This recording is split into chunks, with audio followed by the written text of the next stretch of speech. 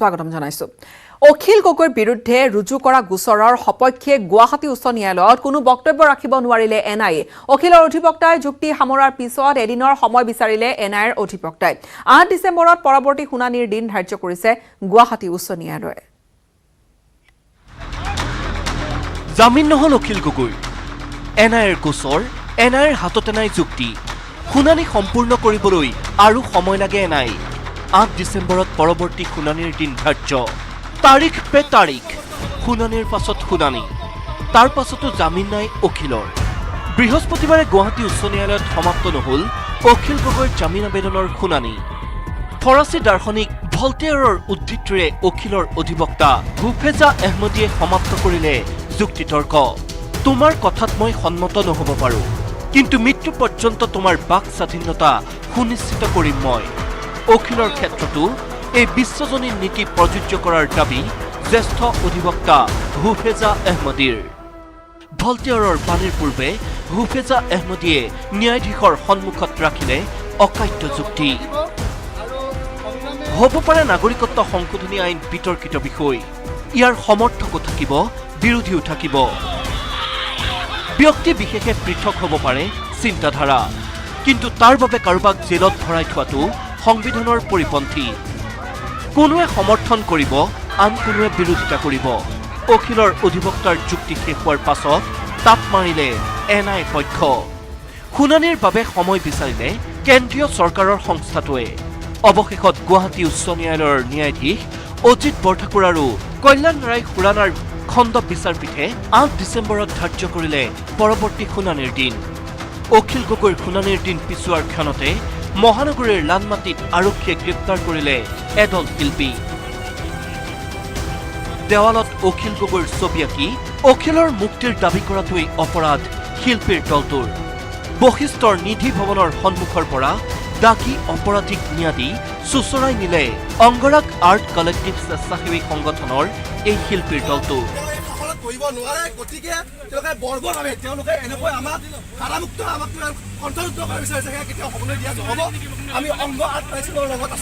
আৰক্ষীৰ এই কাণ্ডক ধিক্কাৰ জনাইছে অখিলৰ মুক্তিৰ দাবীত মুখৰ হোৱা ৰাজ্যবাসীয়ে বশিষ্ঠৰ পৰা উৎপল হালৈৰ সহযোগত bureau report news 18 Assam North east ঘোষণা হল তিৱা স্বায়ত্তশাসিত পৰিষদৰ নিৰ্বাচনৰ তাৰিখ 17 ডিচেম্বৰত হ'ব পৰিষদৰ নিৰ্বাচনৰ দিন ঘোষণাৰ লগে লগে বিজেপিৰ দখলত থকা পৰিষদৰ দুৰ্নীতিৰ বিৰুদ্ধে সোচ্চাৰ হৈছে বিজেপিৰ বিধায়ক ৰমাকান্ত দেউৰী পৱন মান্তাক তিৱা পৰিষদৰ পৰা উফৰাই দিয়াৰ হুংকাৰ ৰমাকান্ত দেউৰীৰ তিৱা স্বায়ত্ত পৰিষদত বংগহৰ যুঁজ বিজেপিৰ বিৰুদ্ধে নামিছে বিজেপিৰ দখলত থকা তিৱা স্বায়ত্তশাসিত পৰিষদৰ দুৰ্নীতিক লৈ সোচ্চাৰ বিজেপি বিধায়ক ৰমাকান্ত দেউৰী মঙলবাৰে বিটিচি নিৰ্বাচনৰ লগতে তিৱা স্বায়ত্তশাসিত পৰিষদৰ নিৰ্বাচনৰ তাৰিখ ঘোষণা কৰিলে ৰাজ্যিক নিৰ্বাচন আয়োগে 17 ডিচেম্বৰত হ'ব পৰিষদৰ নিৰ্বাচন 19 ডিচেম্বৰত হ'ব ভোট গণনা কিন্তু নিৰ্বাচনৰ তাৰিখ ঘোষণা কৰাৰ লগে লগে বিজেপিত আৰম্ভ হৈছে কণ্ডল আৰম্ভ হৈছে পৱন মান্তা আৰু ৰমাকান্ত দেউৰীৰ মাজত স্বায়ত্তশাসিত পৰিষদত সংঘটিত ভয়ানক কেলেংকাৰীক ইস্যু কৰি লৈ বিধায়ক ৰমাকান্ত দেউৰীৰ ঘোষণা দুৰ্নীতিত লুতুৰি পুতুৰি হোৱা পৱন মান্তাক লৈ নিৰ্বাচন নহয় নিকা ভাৱমূৰ্তিৰে নিৰ্বাচন খেলিব বিজেপিয়ে পৰিষদৰ 30টা সমষ্টিৰ 28টাত জয়ী হ'ব গেৰুৱা বাহিনী প্ৰতিদ্বন্দ্বিতা কংগ্ৰেছৰ লগতে হ'ব বিজেপিয়ে একসংখ্যা লাভ কৰিব অন্যান্য দলে কংগ্ৰেছ আৰু কোনোবা বেলেগ দল কৰিলে 30খনকৈ আমি 28খনেই পাম সেই দুখনো পাম কিজানি আমাৰ যদি টিকেট দিয়া খেলিমেলি নহয় আৰু মোৰ মতে যদি টিকেট দিয়ে আমি 30খনেই পাম স্বায়ত্তশাসিত পৰিষদৰ দুৰ্নীতিক লৈ সোচ্চাৰ বিধায়ক ৰমাকান্ত দেউৰীৰ ঘোষণা যিকোনো সময়তে গ্ৰেপ্তাৰ হ'ব পাৰে পৱন মান্তা তেওঁতো 3জন জাজ দিছে তেওঁক বেইল নন বেইলেবল কৰি থৈছে বাঁহা পাতি কি কৰিব আৰু তেওঁ জনমতো নাই তেওঁ সমষ্টিতে আমি বিজেপি জিকিম তেওঁ দুৰ্নীতি কৰি থৈছিল সেই দুৰ্নীতিবিলাক ৰাইজে বুজি পাইছে এতিয়া ভালকৈ। পৱন মান্তাৰ পৰা দূৰত্বত অৱস্থান কৰি বিজেপিয়ে নিৰ্বাচন খেলিব বুলি ৰমাকান্ত দেউৰীৰ ঘোষণা বিশেষ গুৰুত্বপূৰ্ণৰূপে বিবেচিত হৈছে। কাৰণ বিজেপিৰ দখলত থকা তিৱা স্বায়ত্তশাসিত পৰিষদৰ নিৰ্বাচনক লৈ ৰমাকান্ত দেউৰী আৰু পৱন মান্তাৰ মাজত এই সংঘাতে পৰোক্ষভাৱে বিজেপিকেই অধিক ক্ষতি কৰাৰ সম্ভাৱনা স্পষ্ট। কেমেৰা পাৰ্চন অঞ্জনৰ সহযোগত ৰাজু বৰুৱাৰ report, news 18 Assam North east. গুৰুত্বপূৰ্ণ বাতৰি এই মুহূৰ্তত তিৱা স্বায়ত্তশাসিত পৰিষদৰ নিৰ্বাচনৰ সময়সূচী ঘোষণা হৈছে। 17 ডিচেম্বৰত পুৱা 7:30 বজাৰ পৰা বিয়লি 4:30 বজালৈ ভোট গ্ৰহণ। 25 নৱেম্বৰত মনোনয়ন দাখিলৰ অন্তিমটো দিন ধাৰ্য কৰা হৈছে। 26 নৱেম্বৰত মনোনয়ন পৰীক্ষণৰ দিন আৰু 19 ডিচেম্বৰৰ পৰা 8 বজাৰ পৰা ভোট গণনা। of Assam State Election Commission. Date and time of poll. Electioner দিনটো ফিক্স কৰা হৈছে 17 ডিচেম্বৰ 2020. 17 ডিচেম্বৰ 2020 চনত বৃহস্পতিবাৰ হয়। 7:30 পৰা 4:30 ভিতৰত তেওঁলোকে ভোটিঙৰ ভোট দিব পাৰিব। ৰিপল যদি হ'বলগীয়া হয় তেতিয়াহ'লে 18 ডিচেম্বৰৰ দিনাখন অনুষ্ঠিত কৰা হ'ব। আৰু কাউণ্টিঙৰ ডেটটো হৈছে 19 ডিচেম্বৰ 2020 Saturday, আৰু কাউণ্টিঙৰ সময়টো 8 বজা ৰাতিপুৱাৰ পৰা আৰম্ভ হ'ব till the completion of the counting process। আৰু নমিনেশ্যন পেপাৰখিনি ৰিচিভ কৰাৰ সময় বান্ধি দিয়া হৈছে, সেইখিনি হৈছে 11 AM to 3 PM on all working days, including 4th Saturday, excluding public holiday. Last date of filing of nomination 25 November 2020 বুধবাৰ, আৰু 11 বাজি ৰাতিপুৱা আৰু 3 বাজি পিছবেলাৰ ভিতৰতে তেওঁলোকে নমিনেশ্যনখিনি ফাইল কৰিব পাৰিব। আৰু 26 তাৰিখে আমি লিষ্ট অফ ভ্যালিডলি নমিনেটেড কেণ্ডিডেটছখিনিও আমি ঘোষণা কৰি দিম after scrutiny of nomination paper. এতিয়া সুস্থ হোৱা নাই তিনিবাৰৰ মুখ্যমন্ত্ৰী তৰুণ গগৈ। GMCHত চিকিৎসাধীন গগৈৰ শৰীৰত এতিয়াও নাই পৰ্যাপ্ত অক্সিজেনৰ মাত্ৰা। বিগত 2টা দিনত বৃদ্ধি পাইছে বৰ্ষীয়ান ৰাজনীতিকজনৰ অসুস্থতা। বিপদমুক্ত নহয় প্ৰাক্তন মুখ্যমন্ত্ৰী তৰুণ গগৈ। সঘনে গগৈৰ দেহত হ্ৰাস পাইছে অক্সিজেন। প্ৰয়োজন দীঘলীয়া চিকিৎসাৰ। He is stable. Officially he is stable. আৰু এতিয়া খালি চাওঁ next few hours how he behaves, আৰু যিমানখিনি দৰৱ দিব লাগে আমি গোটেইখিনি দিছোঁৱে।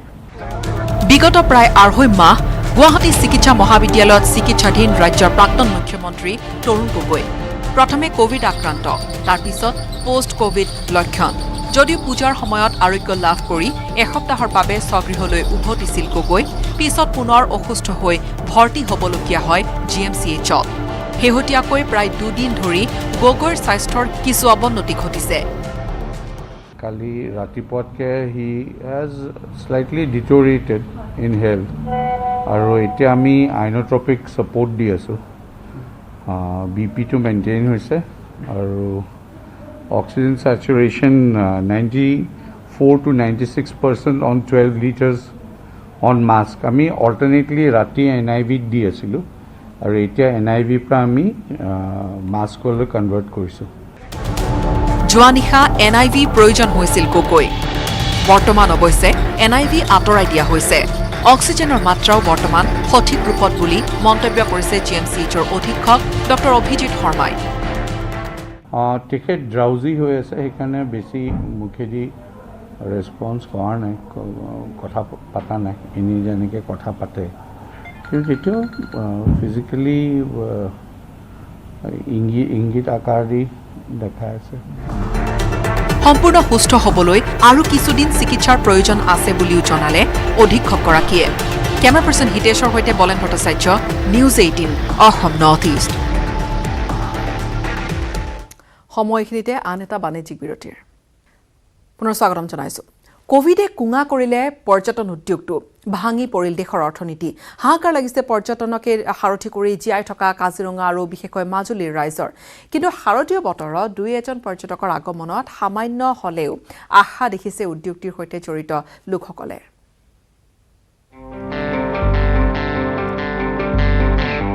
মাৰাত্মক কৰোনা ভাইৰাছৰ বিভীষিকাই তছনছ কৰিলে বিশ্বৰ অৰ্থনীতি। মহামাৰী কোভিড-19ৰ ফলত সৰ্বাধিক ক্ষতিৰ সন্মুখীন হ'ল সমগ্ৰ বিশ্বৰে পৰ্যটন উদ্যোগ।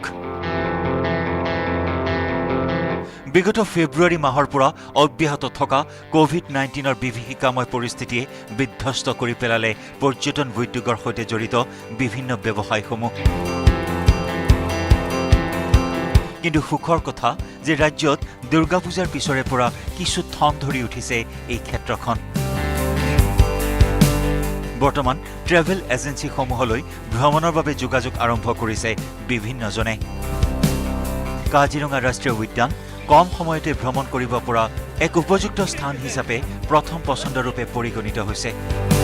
অৱশ্যে অসমৰ বাহিৰৰ পৰ্যটকসকল কোভিড-19 প্ৰটকলৰ বাবে বৰ্তমান কাজিৰঙালৈ আহিবলৈ সংকোচ কৰি আছে। আনহাতে দেশৰ পৰ্যটনস্থলীসমূহৰ ভিতৰত বৰ্তমান গোৱা আৰু কেৰালাই বিশেষ গুৰুত্ব লাভ কৰিছে আৰু তাৰ পিছতেই আছে আন্দামান। আনহাতে আন্তঃৰাষ্ট্ৰীয় পৰ্যটন ক্ষেত্ৰখনত বৰ্তমান ডুবাই আৰু মালদ্বীপ পৰ্যটকৰ বাবে মুকলি কৰা হৈছে। অহা বছৰ 15 জানুৱাৰীৰ ভিতৰত থাইলেণ্ড আৰু বালি পৰ্যটকৰ বাবে মুকলি কৰাৰ সম্ভাৱনা ব্যক্ত কৰিছে ট্ৰেভেল এজেন্সিসমূহে। আনহাতে কোভিড-19 পৰিস্থিতিৰ বাবে বহু দেশীয় আৰু আন্তঃৰাষ্ট্ৰীয় ভ্ৰমণৰ পেকেজ বাতিল কৰিছিল পৰ্যটকসকলে। কিন্তু বৰ্তমানেও ইউৰোপ, পূব এছিয়া বা দক্ষিণ পূব এছিয়াৰ জনপ্ৰিয় পৰ্যটন ক্ষেত্ৰসমূহ পৰ্যটকৰ বাবে মুকলি কৰা হোৱা নাই। আৰম্ভ হোৱা নাই ভিজা প্ৰদান প্ৰক্ৰিয়া। কিন্তু যিয়েই নহওক শেহতীয়াকৈ কিছু প্ৰাণ পাবলৈ আৰম্ভ কৰিছে পৰ্যটন উদ্যোগটোৱে আৰু নৰূপেৰে সাজু হৈছে ইয়াৰে সৈতে জড়িত ক্ষেত্ৰসমূহ। প্ৰেজেণ্টলি আমি নিজে ফ'কাছ দি আছোঁ আমি কাজিৰঙা। চব মানুহ আগতে বিচাৰি আছে কি শ্বৰ্ট ট্ৰিপৰ কাৰণে, আৰু শ্বৰ্ট ট্ৰিপৰ কাৰণে আমাৰ মানে কি কাজিৰঙা যিটো ট্ৰিপ আছে আমাৰ সবতকৈ মানুহৰ প্ৰথম চইচ হৈ আছে এতিয়া কাজিৰঙা। ডমেষ্টিক আমাৰ বুকিং ষ্টাৰ্ট হৈ গ'ল, আমি গোৱা ষ্টাৰ্ট কৰিলোঁ, কেৰেলা হৈ গ'ল আমাৰ, আৰু আন্দামান বহুত মানুহ ট্ৰেভেল কৰিব এতিয়া। আৰু বহুত ছেক্টৰ তেনেকুৱা আছে য'ত মানুহ আমাৰ ট্ৰেভেল কৰা মানে কি কুৱেৰি কৰি আছে আৰু বুকিঙো কৰি আছে। যোৰহাটৰ পৰা Gautam Bora report, news 18 Assam North east. জুনৰ ভিতৰত ভাৰতলৈ আহিব 400ৰ পৰা 500 নিযুত কৰোনাৰ ভেকচিন। কৰোনাৰ ভেকচিনক লৈ কেন্দ্ৰীয় স্বাস্থ্য মন্ত্ৰীয়ে কৰিছে কেতবোৰ গুৰুত্বপূৰ্ণ ঘোষণা। 20ৰ পৰা 35 কোটি লোকক প্ৰদান কৰা হ'ব এই ভেকচিন।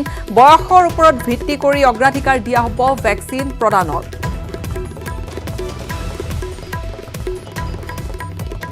স্বাস্থ্যমন্ত্ৰীগৰাকীয়ে আশা ব্যক্ত কৰিছে যে অহা 3-4 মাহৰ ভিতৰত হয়তো সাজু হৈ উঠিব পাৰে কৰোনা ভাইৰাছৰ ভেকচিন।